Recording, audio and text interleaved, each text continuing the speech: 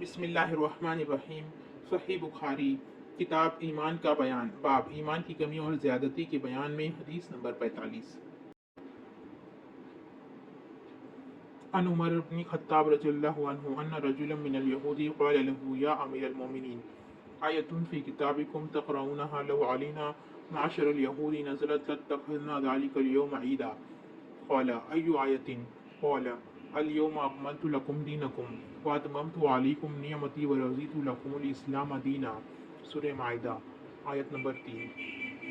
قال عمر رضی اللہ عنہ قد عرفنا ذلك اليوم والمكان الذي نزلت فيه على النبي صلی اللہ علیہ وسلم وهو قائم بعرفة يوم جمعة۔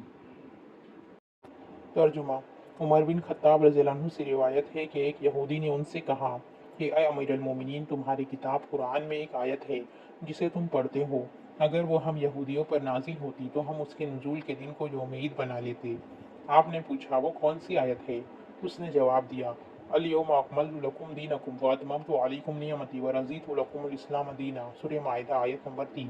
ترجمہ: آج میں نے تمہارے دین کو مکمل کر دیا اور اپنی نعمت تم پر تمام کر دی اور تمہارے لیے دین اسلام پسند کیا۔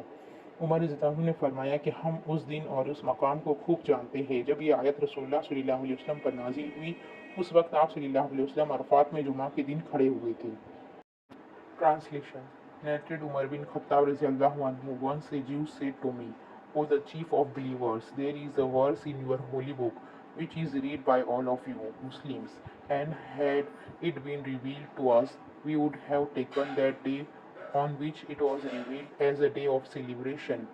Umar bin Khattab radiallahu anhu asked, which is that verse? The Jew replied, this day I have perfected your religion for you, completed my favor upon you, and have chosen for you Islam as your religion. Umar radiallahu anhu replied, no doubt, we know when and where this verse was revealed to the Prophet sallallahu alaihi wasallam. It was Friday, and the Prophet sallallahu alaihi wasallam was standing at Arafat, that is the day of Hajj.